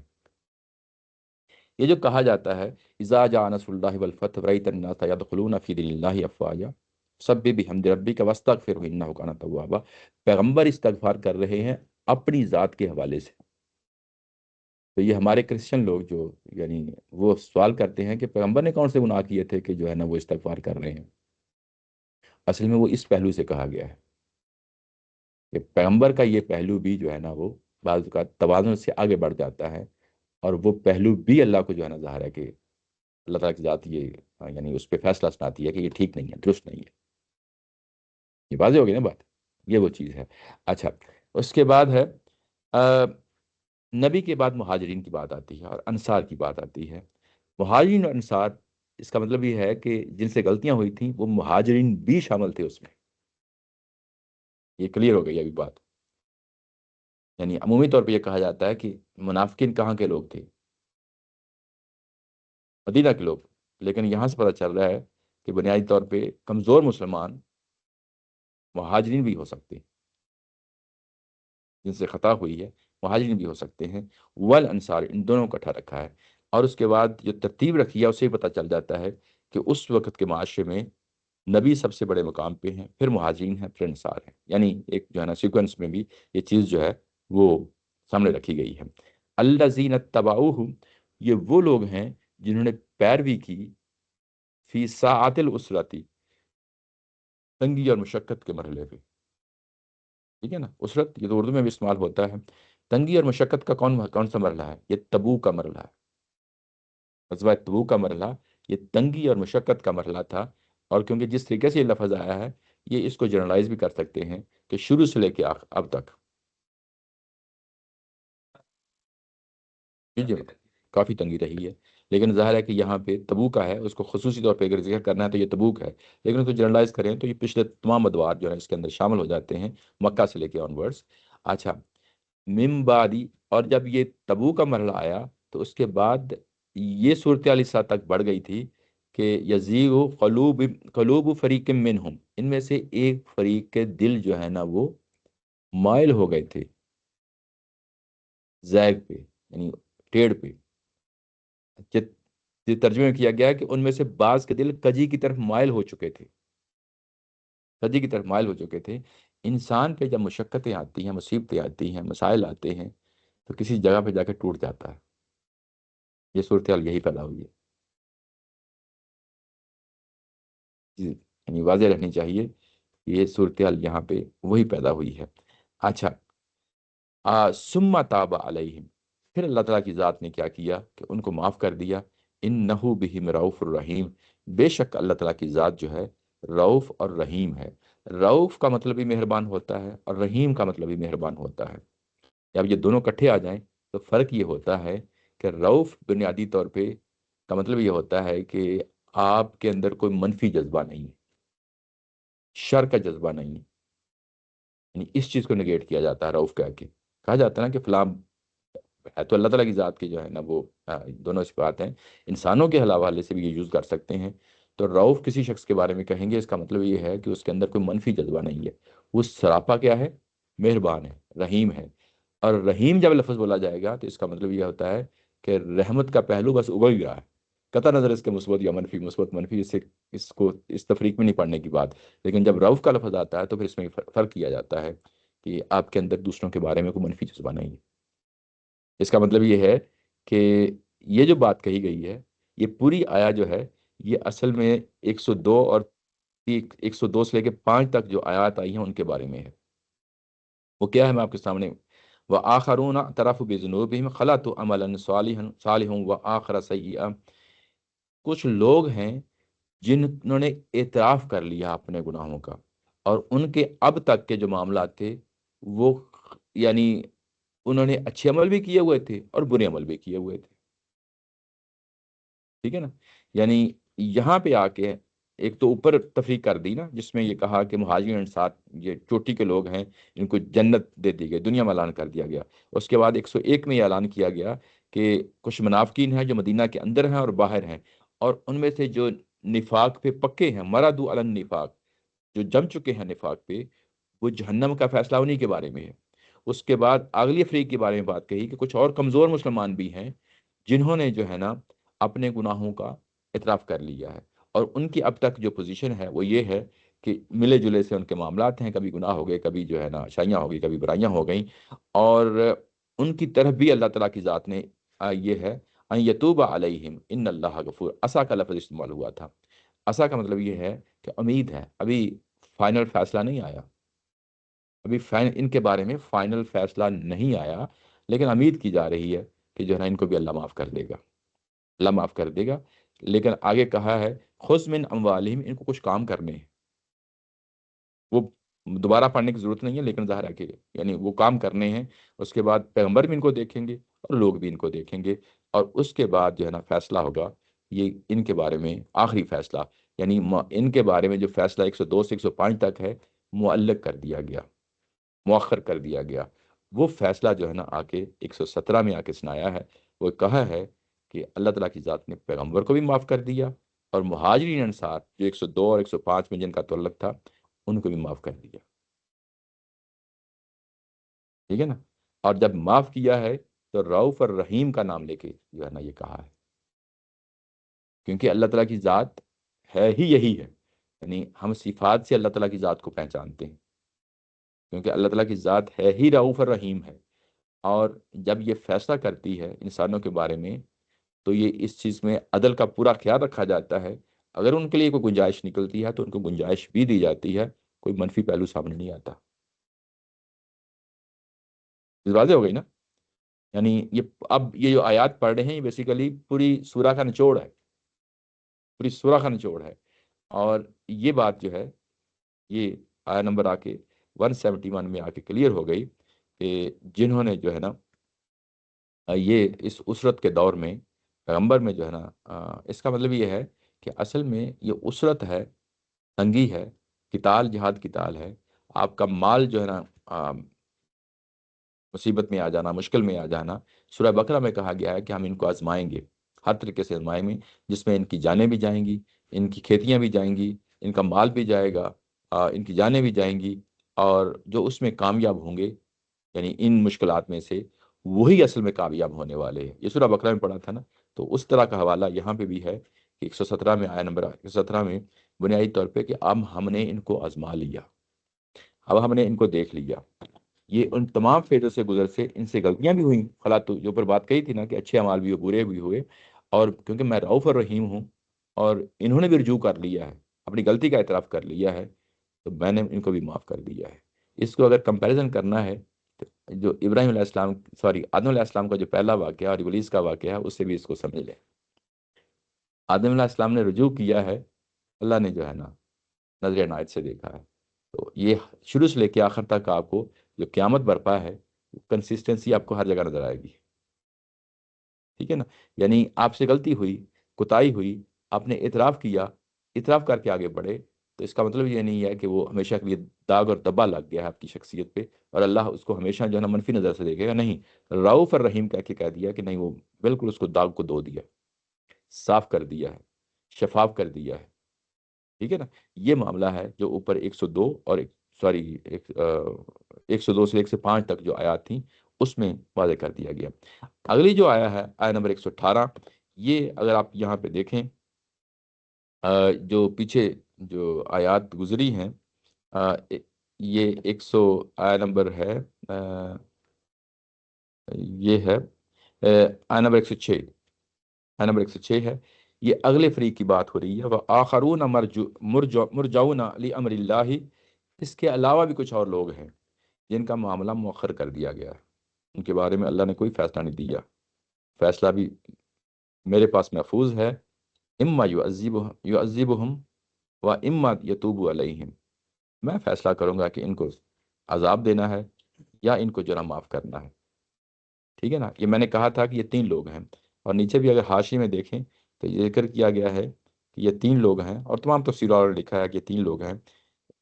آگے آیت 118 سے معلوم ہوتا ہے کہ یہ 3 آدمی تھے. روایتوں میں ان کے نام کعب بن مالک، حلال بن امیہ اور مرارہ بن ربیع ہیں. یہ تینوں لوگ جو ہے روایتوں سے معلوم ہوتا ہے کہ یہ بدری صحابہ ہیں، بدری صحابہ ہیں، اور یہ اس چوٹی کے اور پائے کے لوگ ہیں. یہاں تو ہمیں نہیں معلوم ہوتا 106 میں کہ یہ 3 لوگ ہیں. آگے جو ابھی ہم نے آیا 118 پڑھی ہیں اس میں 3 کا نام تو نہیں لیا لیکن 3 کہا ہے. تو روایات سے ہمیں پتہ چل جاتا ہے کہ یہ اصل میں 3 لوگ کون سے تھے جن کی یہاں پہ بات ہو رہی ہے. وہاں 106 میں جو بات ہو رہی ہے کہ ان کا معاملہ ابھی امید کی بات بھی نہیں کہی گئی. ان کے لیے لفظ مرجعونہ کا لفظ استعمال ہوا ہے. اس کا مطلب یہ ہے کہ فیصلہ بالکل نہیں سنایا جا رہا ابھی. یہ فیصلہ بعد میں سنایا جائے گا، اور اس میں دیکھا جائے گا کہ ان کو عذاب دینا ہے یا ان کو جو ہے نا نظر عنایت کرنی ہے، ان کی توبہ قبول کرنی ہے. حالانکہ انہوں نے بھی جو ہے نا اعتراف کر لیا تھا، انہوں نے بھی اعتراف کر لیا تھا اپنے گناہ کا، لیکن اس کے باوجود ان کو اللہ نے رکھا ہے. تو جس طرح زمین پہ قیامت برپا ہوئی ہے اور اس میں ڈفرینٹ کیٹیگرائزیشن ہوئی ہے، ایگزیکٹلی سیم طرح کی جو ہے نا آپ کو کیٹیگرائزیشن کل کو قیامت میں ہونی ہے. اچھا، یہاں پہ جب آپ آتے ہیں 118 میں، اور 118 میں آ کے دیکھتے ہیں کہ وَعَلَى الَّذِينَ خُلِّفُوا، وہ 3 لوگ، یہاں پہ ثلاثہ کا لفظ آ گیا، 3 لوگ جن کا معاملہ لٹکا دیا گیا تھا. خُلِّفُوا یعنی ڈیلے کر دیا گیا تھا. 106 میں ڈیلے کر دیا گیا تھا نا. حتیٰ اب ان کی کیفیت بیان ہو رہی ہے کہ اصل میں وہ کس طرح کے حالات سے گزرے ہیں. حتیٰ اذا ضاقت علیہم الارض، یہاں تک کہ زمین ان پہ تنگ ہو گئی، زمین ان کے تنگ ہو گئی. بما رحبت، حالانکہ زمین بڑی کھلی تھی، زمین اپنی تمام وسطوں کے ساتھ بھی ان کے لیے تنگ ہو گئی. یہ خارج کا ماحول ہے. یعنی اصل میں یہاں کیا چیز بیان کی جا رہی ہے کہ زمین تنگ ہو گئی. یہ روایات سے ہمیں پتہ چلتا ہے کہ ان کا سوشل بائیکاٹ کیا گیا ہے. کیوں کیا گیا؟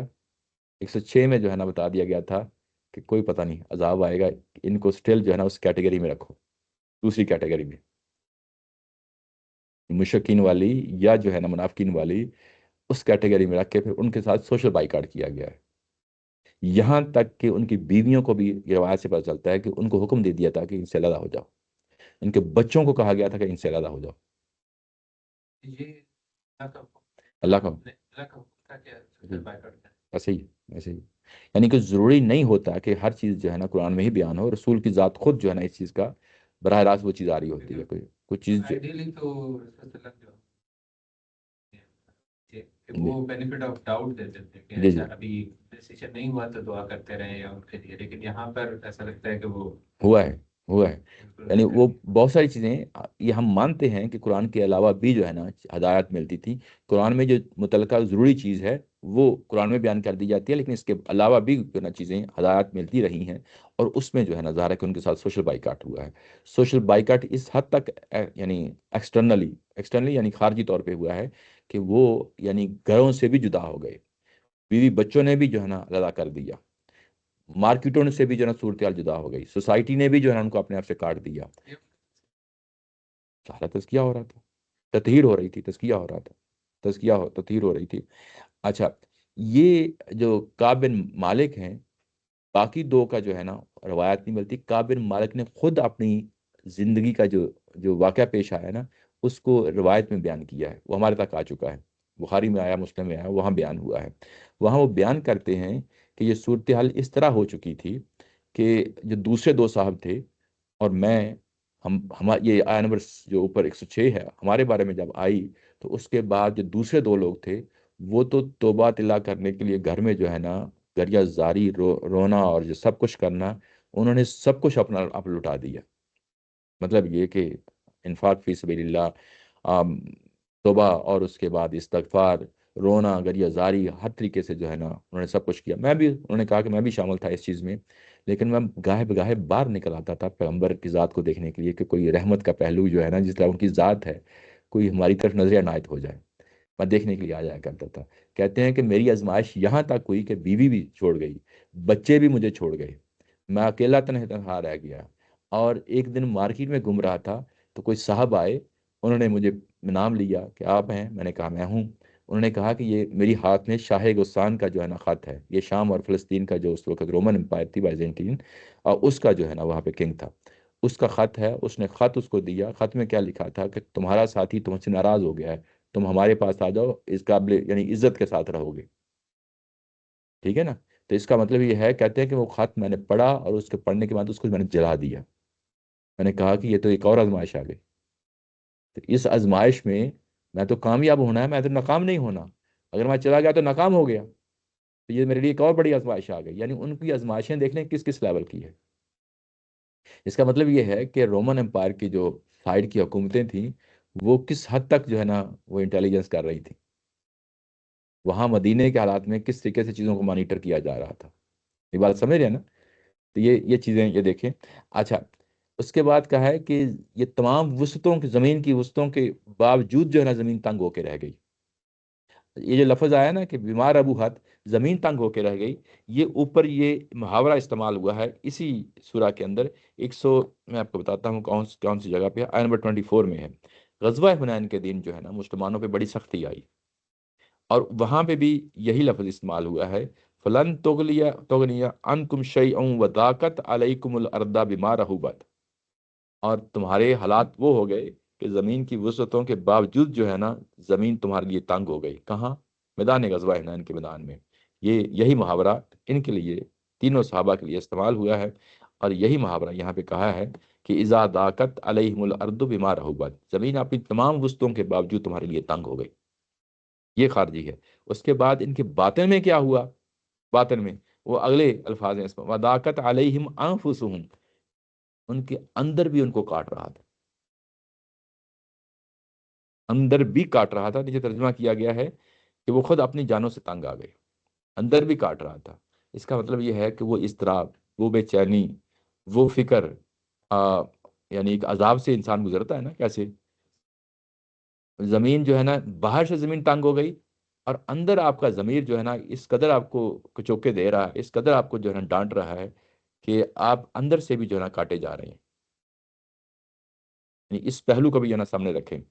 اچھا، وزنو، اور انہوں نے یہ گمان کیا کہ اللہ ملجا من اللہ، اللہ کے علاوہ کوئی اور ٹھکانہ نہیں ہے۔ یعنی اپنے آپ کو ثابت کیا، جو آپ نے کہا نا تطہیر ہو رہی ہے، تطہیر ہو رہی ہے، اپنے آپ کو ثابت کیا کہ اللہ کے علاوہ کوئی اور ٹھکانہ نہیں ہے۔ یہ نہیں کہا کہ پیغمبر کا بھی ٹھکانہ ہے کوئی، اللہ کے علاوہ کوئی اور ٹھکانہ نہیں ہے، یہ ہوتی ہے توحید۔ اچھا، اللہ الہی، سوائے اس کے، اور جب وہ اس حالت سے گزرے، خارج میں بھی ان کا امتحان ہو گیا اور باطن میں بھی امتحان ہو گیا، ان کے ضمیر نے بھی گواہی دی کہ ہم سے جو ہے نا بہت بڑی غلطی ہوئی ہے، خارج نے بھی جو ہے نا دنیا نے دیکھا اور دنیا نے اس چیز کی گواہی دی کہ ایک امتحان سے گزرے ہیں۔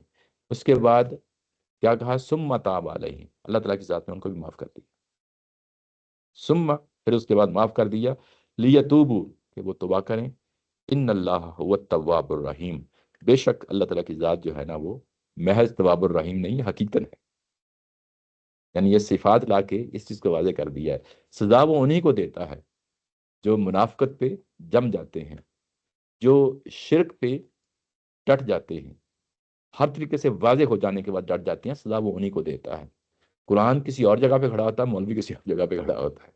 تو یہاں پہ بھی اگر کسی مسلمان کے ساتھ معاملہ ہو رہا ہے تو وہ معاملہ، اگر آپ کے اندر وہ اضطراب پیدا ہو گیا ہے، وہ بے چینی پیدا ہو گئی ہے اندرونی طور پہ، خارج کے حالات جیسے بھی ہیں، ظاہر ہے کہ ان کے ساتھ یہ معاملہ ہوا ہے، تو اس کو اللہ تعالیٰ کی ذات نے ان تینوں کو بھی معاف کر دیا جو اوپر آیا نمبر 106 میں جو ہے نا بیان ہوا تھا۔ تو اس آیا کے پڑھنے کے بعد ہمیں معلوم ہوتا ہے کہ وہ معاملہ دونوں فریقوں کے بارے میں، جس میں ایک کے بارے میں کہا تھا کہ امید کی جا سکتی ہے کہ ان کو معاف کر دیا جائے گا، وہ پچھلی آیت میں معاف کر دیا، اور اگلے جو 3 لوگ تھے جو بدری صحابہ جن کا ذکر یہاں پہ میں نے کیا ہے، اوپر بھی 106 میں کہا گیا تھا کہ کوئی امید نہیں ہے، اس کا فیصلہ بعد میں کیا جائے گا، اللہ تعالیٰ کی ذات فیصلہ کرے گی، ہو سکتا ہے کہ ان کو معاف کر دے، ہو سکتا ہے عذاب دے دے۔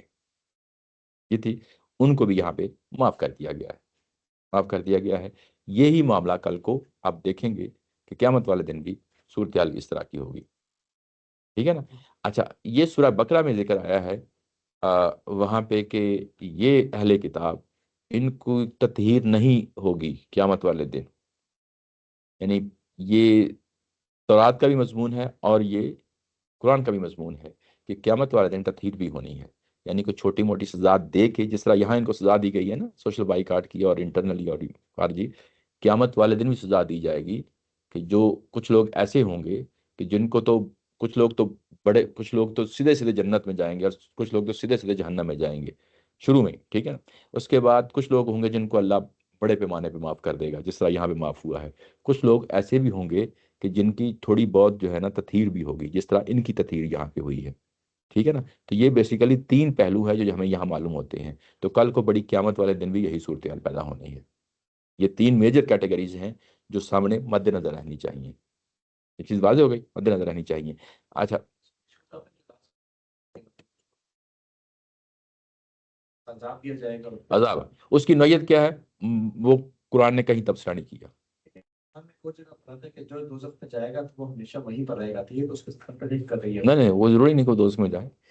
آپ کیوں ہر چیز ہر شخص کے لیے دوزخ ہی جو ہے نا، دوزخ تو جو بیسیکلی ہائی ایکسٹریم لوگوں کے لیے، جس چیز کو کھولا نہیں، یہ 3 لوگوں کا جو معاملہ تھا، اس کو اس وقت کھولا نہیں، اللہ نے اپنے اختیار میں رکھا، اس کی سزا جو سامنے رکھی وہی سامنے آ گئی، واضح ہو گئی، کلیئر ہو گئی، ٹھیک ہے نا۔ وہاں پہ جو تطہیر ہونی ہے وہ کھولا نہیں ہے، وہاں ہر سزا کا نام دوزخ نہیں ہوتا، ٹھیک ہے نا۔ نہیں وہی نہیں نہیں، وہ تو اب پتہ چل گیا نا کہ ایسا ایسا نہیں ہے ٹھیک ہے نا۔ تو وہ سزا کسی اور نوعیت کی بھی ہو سکتی ہے۔ اچھا، یہ چیزیں کلیئر ہو گئی۔ اچھا، کلیئر ہو گئی، تو یہ آیت نمبر 117 اور 118 جو ہے نا، اس کے بارے میں ہمیں واضح ہو گیا کہ یہ اصل میں کیا صورتحال ہے۔ اچھا، یہاں پہ اب قیامت کا پورا جو معاملہ ہے وہ چیپٹر کلوز کر دیا۔ اوپر جتنے بھی فریق تھے فیصلہ ہو گیا۔ اوپر کتنے فریق ہیں؟ سب سے پہلے مشرکین ہیں، ان کے بارے میں بتا دیا گیا کہ اب جو مشرکین بچ گئے ہیں، رہ گئے ہیں، ان کے لیے لازمی ہے کہ وہ جہنم میں جائیں گے، جہنم میں جائیں گے۔ اچھا، اس کے بعد اگلی جو صورتحال ہے، اہل کتاب ہیں وہ بھی کلیئر ہو گئی۔ اس کے بعد منافقین ہیں وہ بھی کلیئر ہو گئی، ٹھیک ہے نا۔ اس کے بعد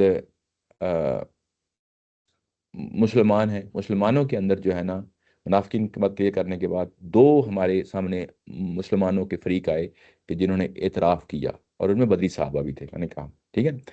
اچھا، ان کی صورتحال بھی کلیئر ہو گئی، واضح ہو گئی، گویا کہ جو زمین پہ قیامت برپا ہوئی، ان تمام فریقوں کے بارے میں جن میں کے بارے میں کوئی اعلان سنایا جا سکتا تھا سزا کا، وہ سنا دیا، اور جن کو معاف کرنا تھا ان کو معاف کر دیا۔ ہاں، ایسے ایسے ہی، ان کو فالو کریں گے، ہاں ان کا بھی بتا دیا، جی بڑا جو ہے نا دونوں سائڈ جی جی۔ یہ دیکھیں اب سورۃ توبہ جو ہے نا کس طریقے سے زمین پہ قیامت برپا کر رہی ہے، ایک ایک چیز بالکل کلیئرٹی کے ساتھ جو ہے نا چیزوں کو بتاتے ہوئے آگے بڑھ رہی ہے۔ تو کیسے زمین پہ قیامت برپا ہوتی ہے اس کو سورۃ توبہ میں ریکارڈ کر دیا ہے۔ یہاں پہ ایک اور امپورٹنٹ پہلو ہے جو آپ کے سامنے میں لانا چاہتا ہوں۔ ابھی جو ہم نے پڑھا ہے، کیا ہم اس کو شریعت کا پہلو سمجھیں؟ کسی کے ساتھ سوشل بائیکاٹ کیا جا سکتا ہے، کسی کو سزا سنائی جا سکتی ہے؟ کسی بھی بڑے اسکالر نے اس کی حمایت نہیں کی، یہ پاسبل ہی نہیں ہے۔ کیوں نہیں ہے؟ یہ فیصلہ وحی کی روشنی میں ہوا ہے، یہ فیصلہ میں اور آپ نہیں کر سکتے۔ جتنا مرضی جو ہے نا کوئی گرا ہوا مسلمان ہی کیوں نہ ہو، اس کے ساتھ سوشل بائیکاٹ کی سزا نہیں دی جا سکتی، نہیں دی جا سکتی، نہیں دی جا سکتی۔ کیوں نہیں دی جا سکتی؟ کیونکہ زمین پہ قیامت برپا ہوئی ہے۔ اس کا مطلب یہ ہے کہ یہ کوئی شریعت کا پہلو نہیں ہے۔ بات واضح ہوئی؟ منافقین کے بارے میں یہ فیصلہ نہیں کیا جا سکتا کہ ان کو کچھ سزا دینی ہے، ان کو جہنم میں بھیجنا ہے۔ یہ میرا اور آپ کا فیصلہ نہیں ہے، بلکہ کسی بھی شخص کے بارے میں کہ جہنم میں بھیجنا ہے، یہ فیصلہ نہیں ہو سکتا جس طرح منافقین کے بارے میں پیچھے جو ہے نا فیصلہ کر دیا گیا، نہیں ہو سکتا۔ ایسے ہی مشرکین کے بارے میں کہ ان کو قتل عام کرنا ہے زمین پہ، یہ فیصلہ نہیں ہو سکتا۔ ایسے ہی اہل کتاب کے بارے میں کہ ان سے جزیہ لینا ہے یا نہیں لینا، یہ فیصلہ نہیں ہو سکتا۔ یہ قیامت برپا جو ہوئی ہے، یہ سب پہلو سامنے رکھے چاہیں۔ اس میں ایک پہلو ہے جو بدقسمتی سے ہماری جو نا فکر میں آ گیا ہے اور اس کو شریعت کا حصہ سمجھتا ہے، وہ جزیہ کا پہلو ہے۔ جزیہ کا پہلو ہے، اگر آپ پوری سورہ کو سامنے رکھیں تو وہ بھی مسئلہ حل ہو جاتا ہے، وہ بھی مسئلہ حل ہو جاتا ہے۔ کوئی پرابلمٹک چیز نہیں ہے کہ وہ اصلاً وہ شریعت کا پہلو نہیں ہے، وہ سزا کا پہلو ہے۔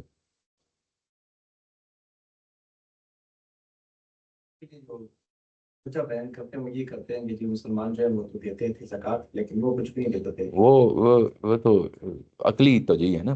دیکھیں، ایک چیز بڑی امپورٹنٹ ہے، ہمارے جو ڈسکورس ہے نا، مطلب ہمارے جو فکر افراہی کا ڈسکورس ہے، اس میں ہم جب ریزن دیتے ہیں تو وہ ریزن جو ہے نا وہ ہمیں جینرل ریزن ہونی چاہیے، وہ دلیل عقلی دلیل نہیں ہونی چاہیے۔ قرآن سے یا حدیث سے کہہ لیں، جو بھی کہہ لیں، یعنی کوئی چیز ایسی کنکریٹ ہونی چاہیے، نس ہونی چاہیے، کنکریٹ ہونی چاہیے، اور اس کی تعویل نہیں ہونی چاہیے۔ یوں ہی آپ تعویل کریں گے تو اس کو ہم کراس کر دیں گے۔ تعویل ہم نہیں مانتے، ہم میں جو جو چیز ہے نا، جو چیز نکل رہی ہے، الفاظ جو کچھ بیان کر رہے ہیں، الفاظ جو مدعا بیان کر رہے ہیں، الفاظ کے بھی اپنی عقلی دلیل ہوتی ہے۔ میں یہ نہیں کہہ رہا کہ عقلی دلیل سرے سے نہیں مانتے، عقلی دلیل الفاظ کی بھی ہوتی ہے، لیکن وہ الفاظ سے نکل رہی ہوتی ہے۔ جو چیز الفاظ سے نہیں نکلتی، ہم اس پہ کراس لگا دیتے ہیں، اور یوں ہی آپ اگلے مرحلے پہ آ جاتے ہیں جس میں تعویل کرتے ہیں، اس چیز کو ڈائلیوٹ کرتے ہیں، اس چیز کو ڈائیورٹ کرتے ہیں، ہم نہیں مانتے۔ اب آپ یہ کہیں گے کہ اچھا مسلمان زکوٰۃ دیتے ہیں اور ان پہ جو ہے نا جزیہ لگایا جاتا ہے، یہ عقلی دلیل ہے، عقلی دلیل ہے۔ یہ کسی قرآن کی آیت سے، اصل میں یہ جو جزیہ کا پہلو ہے، یہ سورس قرآن مجید کی آیت ہے۔ وہاں ہم کہیں گے کہ اس کو دیکھو، جو چیز وہ بیان کر رہی ہے اس کو بیان کریں، مجھے سمجھا دیں۔ اگر وہ چیز وہاں سے نکلتی ہے تو میں بات مان لوں گا۔ اگر تو آپ یہ کہتے ہیں کہ نہیں، اسے باہر ہم نے عقلی دلیل دیکھنی ہے، اور تاریخ میں کیونکہ ایسے ہوا ہے، تاریخ ہمارے لیے کبھی بھی جو ہے نا وہ سورس مذہب کا سورس نہیں ہے۔ مذہب کا سورس سنت اور قرآن ہے، دو چیزیں ہیں۔ اس کے علاوہ جب یوں ہی آپ عقلی میدان میں اتریں گے تو ہم وہاں سے ہاتھ اٹھا دیں گے، ہم اس کو نہیں مانیں گے۔ کوئی اور ٹیکس اس کو چیزیں کہنے کی کیا ضرورت ہے؟ اس کو کہہ لیں کہ یار مسلم ٹیکس ہے، یہ مسلم ٹیکس ہے، یہ کہنا ہی ہے تو، لیکن اس کو ایسے نہیں کہیں گے۔ یہ بالکل ایسے ہی ہے جیسے کہیں کہ ہم روزہ کیوں رکھتے ہیں؟ تاکہ دوسروں کی بھوک کا خیال رکھیں۔ اور بھائی یہ تو کہیں بھی نہیں لکھا۔ بتایا جاتا ہے کہ ہم اس لیے روزے رکھتے ہیں تاکہ ہمیں جو لوگ بھوکے رہتے ہیں ان کا احساس ہو، ہم ان کا وہی احساس کرنے کے لیے یہ عقلی دلیل ہے۔ لیکن اس کی وجہ سے اس طرح کی چیزیں جب آپ کو بچپن سے فیڈ کی جاتی ہیں تو تب پوری کی پوری قوم جو ہے وہی ایک کھانے قوم پیدا ہو جائے گی۔ ہاں، مجھے تو یہ اصل نظر آتا ہے۔ نہیں، اصل پرابلم یہ ہوتی ہے کہ جو بچپن میں ہوتا ہے ٹھیک ہے، بچپن میں تو بے شمار چیزیں ہم کہانیاں سنائی جاتی ہیں ادھر ادھر کی۔ مذہب سے علاوہ بھی ویسے بھی تھوڑے سے بڑے ہوتے ہیں تو کہتے ہیں نہیں، وہ ویسے بھی والدین ایسے ہی کہتے تھے، پیرنٹس جو ہے نا، تو اس کو بھی ایسے ہی سمجھا کریں، اس کو مذہب نہ سمجھا کریں۔ مذہب تو جو ہے نا وہ جو آپ خود سیکھتے ہیں وہ پھر وہ ہوتا ہے، یہ ہے۔ تو گویا کہ یہاں پہ آ کے سارے فریق جو ہے نا واضح ہو جاتے ہیں۔ اچھا، اب جو پچھلے دو فریق تھے نا جن سے غلطی ہوئی، اب ان کا آئندہ کے لیے سلوشن دیا ہے، کچھ اللہ تعالیٰ کی ذات نے مزید سلوشن دیا ہے، ان کو معاف تو کر دیا ہے لیکن ان کو مزید سلوشن دیا ہے۔ سلوشن یہ دیا ہے کہ دو کام کرنے ہیں، اگلے پیراگراف میں واضح ہو جاتے ہیں۔ ایک کام یہ کرنا ہے کہ جو صادقین لوگ ہیں، سچے اور کھڑے لوگ ہیں، ان کی صحبت اختیار کرنی ہے، نمبر ایک۔ دوسرا نمبر یہ سب نے کام کرنا ہے، یہ کام سب نے کرنا ہے۔ اور دوسرا کام یہ کرنا ہے کہ اپنے جو مدینہ کے دور سے سائڈوں کے دور دور دراز سے لوگ ہیں، مدینہ کے لوگ تو نبی پاک صلی اللہ علیہ وسلم کے پاس ڈائریکٹ آ جاتے ہیں، سوالات کر لیتے ہیں، سیکھ لیتے ہیں۔ جو باہر کے لوگ ہیں وہ مدینہ آئیں، آ کے جو ہے نا دین کی گہری بصیرت حاصل کریں۔ یہ دو کام کرنے ہیں اور یہ کام مستقل کرنے ہیں، اور یہ جو اگلے دو کام ہیں یہ ہم سے بھی ریلیونٹ ہو جاتے ہیں، ہم سے بھی ریلیونٹ ہو جاتے ہیں کیونکہ یہ شریعت کا پہلو ہے، ٹھیک ہے نا۔ وہ کیسے؟ یا ایھا الذین آمنوا اتقوا اللہ وکونوا مع الصادقین۔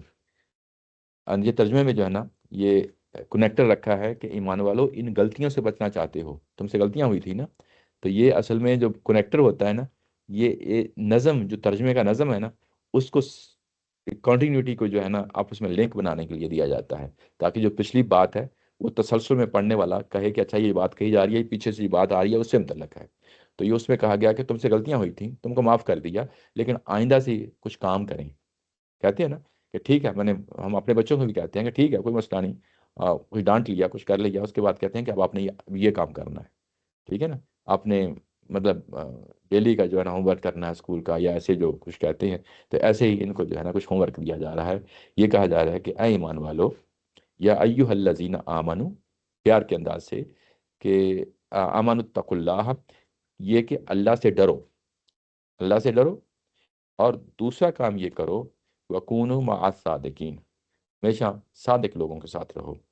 یہاں یہ نہیں کہا گیا کہ کونوا مع المتقین، یہ بڑا پہلو ہے، یعنی پہلے یہ کہا کہ یہ جو ایمان لائے ہیں اللہ سے ڈرتے ہیں، اللہ ایمان لائے ہیں، ظاہر ہے معاف کر دیا گیا ہے، اللہ سے ڈرتے بھی ہیں، ظاہر ہے کہ ایسا نہیں ہے کہ ظاہر ہے کہ ان کو معاف کر دیا گیا ہے نا، تو اللہ سے ڈرتے تھے پھر ہی معاف کیا گیا ہے نا، تو یہ اللہ سے جو ڈرتے ہیں ان کو کہا گیا ہے کہ تم صادقین کے ساتھ رہو، یہ نہیں کہا گیا کہ متقین کے ساتھ رہو۔ جو جو اللہ سے ڈرتے ہیں یہ آپ کی اندرونی کیفیت ہے، آپ کی خارجی کیفیت نہیں ہے۔ صادق ہونا، اس کا معنی کیا ہوتا ہے صادق ہونے کا؟ صادق کا معنی، صدیق کا معنی جو ہوتا ہے کونوا مع الصدیق، یہ صادقین، صادق جو لوگ ہیں یہ ان کے زبان اور دل ایک ہوتے ہیں، اس کو صادق کہا جاتا ہے یا اسی کو صدیق کہا جاتا ہے، ٹھیک ہے نا، جس کا زبان اور دل ایک ہو، یعنی مطلب یہ ہے کہ وہ اپنے دل میں جو سوچ رہے ہیں، جو ایمان لائے ہیں، اس کے بعد زبان سے بھی وہی چیز بیان ہو رہی ہے اور اس کے عمل میں بھی وہی چیز ڈال رہی ہے، یعنی تینوں چیزیں جو جب ایک ہو جائیں تو اس کو صدیق کہا جاتا ہے، اس کو صادق کہا جاتا ہے، کہ اس کے دل کی جو کیفیت ہے اس نے اپنی زبان سے بھی اس کا اظہار کر دیا اور اس نے اپنے عمل سے بھی اس کا اظہار کر دیا، تینوں جب ایک ہی جگہ پہ ہو جائیں تو وہ صدیق اور صادق کہلاتا ہے، صدیق۔ اور یہ بات خارج کی ہوتی ہے، یہ بات خارج کی ہوتی ہے، مطلب یہ ہے کہ جب یہ کہا گیا ہے کہ تم کو جو ہے ایک صحبت اختیار کرنی ہے، لوگوں کے اندر اٹھنا بیٹھنا ہے، تو وہ تم ان کو پرکھو گے تو صحیح نا۔ یہ اصل میں صادقین کن کو کہا گیا ہے؟ صحابہ اکرام کو کہا گیا ہے، وہی لوگ ہیں نا جن کے بارے میں کہا گیا ہے کہ تم ان کی صحبت میں آ کے بیٹھا کرو، کیونکہ پیغمبر اب جو ہے نا ظاہر ہے کہ آخری سورہ ہے، آخری سورہ ہے، وہ تو ضروری نہیں کہ تمہارے درمیان میں رہیں، لیکن ان لوگوں نے جنہیں معاف کر دیا گیا ہے، ان میں سے بہت سارے جو ہے نا بعد میں بھی زندہ رہیں گے، تو ان کو کہا گیا ہے کہ اب آئندہ کے لیے محتاط رہنا ہے، تو تم کو جو ہے نا صادقین لوگوں کے ساتھ جو ہے نا وہ رہنا پڑے گا تاکہ اس کی یہ صحبت اختیار کریں۔ اصل چیز کیا ہے؟ وہ ہے تقوی، یہ تمہارے اندر پیدا ہوگا تو پھر ہی اگلی چیز پیدا ہوگی نا، یعنی تبدیلی کس کی ہے؟ تبدیلی پہلے آپ کے اندر کی ہے، جب آپ کے اندر کی تبدیلی ہے تو اس کو پھر آپ نے باہر کے ماحول میں بھی ایسے ہی لوگوں کو دیکھنا ہے جو صادق ہوں، صدیق ہوں، ان کے اندر اٹھے بیٹھے۔ یہ جو ہوتا ہے نا ماحول کا رنگ چڑھنا، یہ بڑا امپورٹنٹ ہوتا ہے۔ آپ بھلے اچھے اچھے خاصے مسلمان ہوں، متقی پرہیزگار ہوں، اگر آپ کی محفل ہی اچھی نہیں ہے تو کسی نہ کسی اسٹیج پہ جا کے ٹھوکر کھا جائیں گے، اگر آپ کی طبیعت جو ہے نا وہ ویسے ہی جو ہے نا کمزوری کی ہے، بعض لوگ ضروری نہیں ہوتا کہ شخصیت کی بہت اچھی ہو، کمزور ہوتی ہے، ہر چیز پہ بہک جاتے ہیں. اگر آپ کی پہلے ہی کمزور شخصیت ہے تو پھر تو آپ تو ڈہ گئے. اور بھلے آپ کی شخصیت اچھی ہے لیکن کسی نہ کسی اسٹیج پہ جا کے جانا قدم ڈگمگا جائیں گے. یہ ضروری ہے کہ اپنے ماحول میں ان لوگوں سے اٹھے بیٹھیں جو واقعی یعنی جن کا علم کا بھی تزکیہ ہو رہا ہو، جن کا عمل کا بھی تزکیہ ہو رہا ہو. علم اور عمل دونوں کا تزکیہ ضروری ہے. یعنی دونوں تزکیہ جن کے ہو رہے ہوتے ہیں، جو اس چیز پہ غور کرتے ہیں، فکر کرتے ہیں، ان کے اندر اٹھنا بیٹھنا ہے. یہ ایک مستقل عمل ہے. یہ کوئی یعنی ایک دو دن ہفتے کا کورس نہیں ہے، یہ پوری زندگی کا عمل ہے. اور جب یہ کریں گے تو آپ اس چیز سے محفوظ رہیں گے. آئندہ سے تم جو ہے نا غلطیاں نہیں کرو گے. یہ ایک یوں کہہ لیں کہ قرآن کی ایک بڑی اچھی ہدایت ہے. اور ہم جس سوسائٹی میں رہ رہے ہیں، اس معاشرے میں رہ رہے ہیں، بہت سے لوگوں سے انٹریکشن ہوتا ہے. کچھ لوگ اس چیز کو پسند نہیں کرتے کہ مسلمانوں میں اٹھے بیٹھے اپنے ہی جو ہے نا بھائی بندوں میں اٹھے بیٹھے.